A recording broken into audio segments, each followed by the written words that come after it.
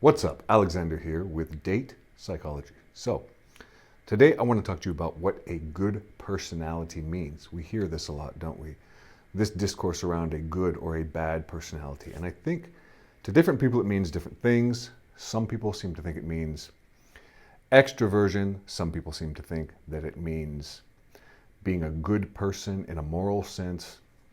Everyone might have kind of their own mental conception of this, right? Their own idea of what this means. And I'm not going to go into detail on all of that and all of these possible ideas about what a good personality is, but I think I'd like to share with you just some examples of perhaps what people don't think that it is. So let's go on now here to the next slide. You guys, some of you anyway, will recognize this man here, Jeremy Meeks, former criminal.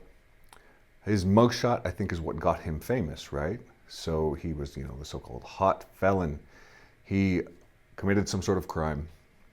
His mugshot was striking. He got a modeling career, so on and so on. So this has led to much confusion about personality. People look at this and say, look, this man has a terrible personality. It doesn't matter. But that's the question here that we want to look at. Do people necessarily think that this is a good personality? Or we can ask, can someone who's a former criminal have a good personality? If you seem to think that personality means being moral or never having committed a crime or whatever the case may be, then, no, right? You can't by definition. But that's probably not what most people have in mind when they think of a good or a bad personality. So some Twitter discourse here.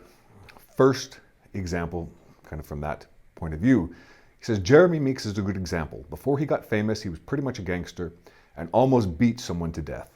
But he got famous for his good looks. Despite his bad actions and bad personality, he was able to get married to a millionaire. A response to this, and I think this other person probably has a better idea of what most people are thinking of as a good personality. He said, when you realize that good personality doesn't mean nice guy, and indeed many gangsters have a bad boy appeal which counts as an attractive personality, that's when you'll get it. I think he's kind of on point here, that when people say a good personality or an attractive personality, often they're, the two are synonymous there, I think, when we're talking about personality, mate selection, attractiveness. A good personality is an attractive personality, right? When someone says that, that's probably what they have in mind. I think this is probably closer to the truth here, that when people realize that having a good personality is not being a nice guy, or not necessarily having avoided doing anything bad across the course of your life, then perhaps they'll understand better what that means. So let's go on now to the next slide. As I said, is a good personality just being a good boy? Probably this isn't what most people have in mind. Most people are capable of, good and bad things across the lifetime. Some bad people, they might not act out at all, not because they're especially good, but just because they're incapable of it. I think Jordan Peterson has talked about this a little bit, how, weak men can be dangerous and that sort of a thing. They don't act out necessarily out of goodness, but simply because they're afraid to act out. But certainly within them, they're harboring a lot of wickedness, so to speak. We know additionally that people treat in-groups and out-groups differently. So people can be cruel to out-groups. They can treat others in the out-group badly, but treat members of the in-group better. And that matters a lot to, how you view someone, right? If someone's going out committing crimes or whatever, but they come home and they're a great husband or whatever, great father, their family's going to view them very differently from like the victims of their crimes, right?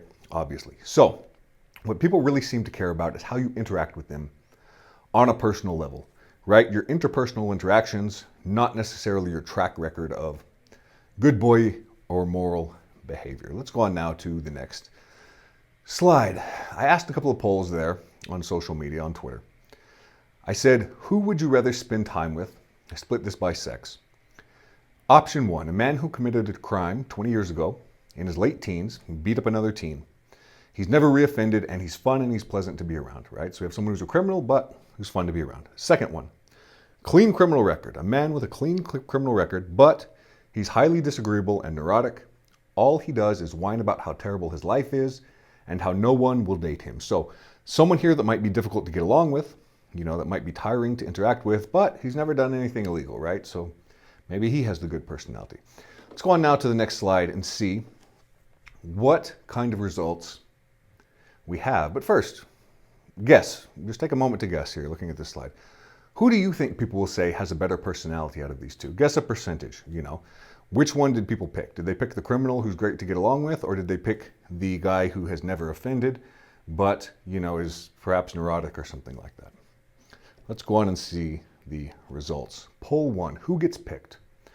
Who is preferred to spend time with? Women and men both. No sex difference here. They both picked the ex-con who's easy to get along with over the whiner, okay? A lot did, right? 92% of women, 90.7% of men. So overwhelming agreement here. Who do you want to spend time with, right? The guy who did a violent crime 20 years ago, basically, over the guy who whines a lot on social media. Let's go on now to the next poll. Another question, a follow-up. I asked, which of the two would you say has a better personality?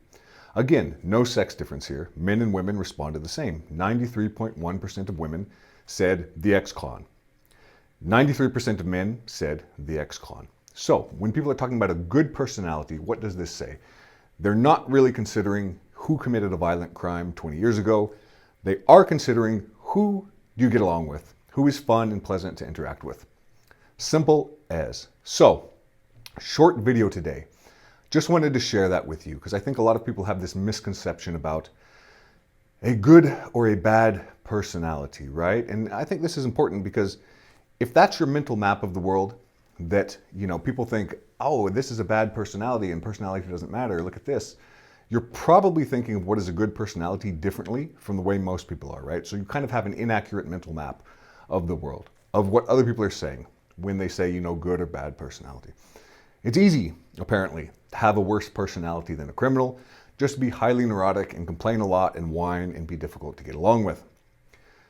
Does having done a bad thing in the past equal a bad personality? Is that like a, you know, a scarlet letter, so to speak, on you that says your personality is bad because you once did a horrible thing?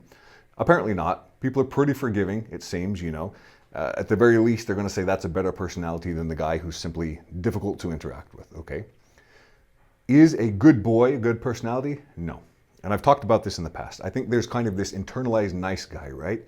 The idea, you know, a lot of people can't seem to shake this. I say internalized because even if they seem to know, as many people involved in this discourse do, that, you know, being a nice guy is, you know, not going to get you laid, it's not attractive, or whatever the case may be, they still seem to say, oh yeah, but the nice guy is actually the one with a nice personality. Not necessarily. Simply doing good things, or, you know, not even necessarily doing good things, but simply abstaining from bad things.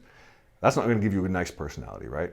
Doesn't necessarily make you a good person. It certainly doesn't necessarily make you easy or fun to get along with. Related to this idea of this kind of inaccurate mental map of the world, right?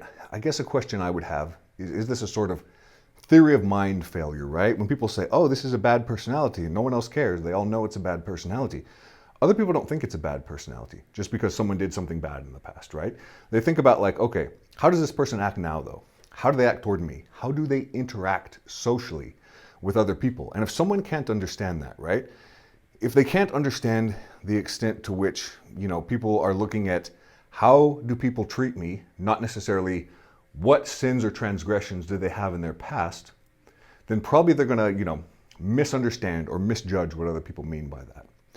Anyway, much shorter video today. I just thought this was kind of a fun one. I wanted to share it with you.